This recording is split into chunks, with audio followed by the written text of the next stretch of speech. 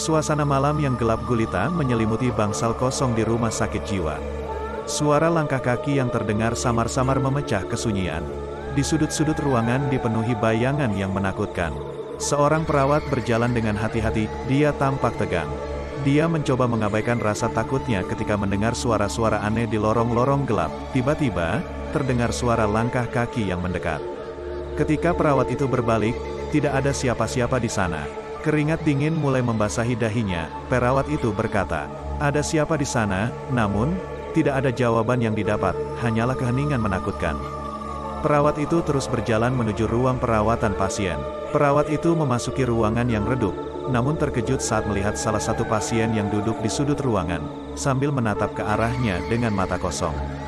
Dengan gemetar perawat itu berkata, Apakah Anda baik-baik saja?" Namun tidak ada jawaban dari pasien. Dan, tiba-tiba lampu ruangan mulai berkedip-kedip. Perawat itu mencoba menyalakan saklar lampu, tetapi itu percuma. Suasana semakin mencekam ketika dia mendengar suara-suara bisikan di sekelilingnya, seolah-olah terdengar dari arah yang tidak pasti. Dengan panik perawat itu berkata, "Ada siapa di sana? Keluarlah." Namun, suara bisikan semakin keras, mengisi ruangan dengan kegelapan yang menakutkan. Perawat itu berusaha keluar, tetapi pintu ruangan terkunci rapat. Perawat itu berlari-lari di lorong-lorong yang gelap, mencari jalan keluar. Namun, bayangan-bayangan menyeramkan terus mengikutinya, membuatnya semakin ketakutan dalam kegelapan.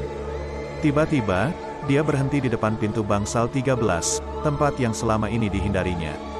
Dengan gemetar, dia membuka pintu itu dan masuk ke dalamnya. Dan seketika, perawat itu merasakan udara dingin yang menusuk tulang. Dia melihat bayangan-bayangan melayang di sekelilingnya, yang mengawasi setiap langkah yang diambilnya. Namun, di tengah kegelapan, dia melihat sesosok bayangan yang berdiri di ujung bangsal, dengan tangan terulur ke arahnya. Dengan nafas yang tersengal, perawat itu berkata, "Tolong, tolong." Tiba-tiba, lampu ruangan menyala dengan sendirinya, menerangi wajah perawat yang penuh ketakutan. Namun, ketika dia melihat ke arah bayangan, itu sudah menghilang. Perawat itu hanya bisa terdiam, dan menyadari bahwa dia tidak sendirian di rumah sakit jiwa yang angker itu. Suasana mencekam masih terasa, meninggalkan tanda-tanda ketakutan yang menyeramkan.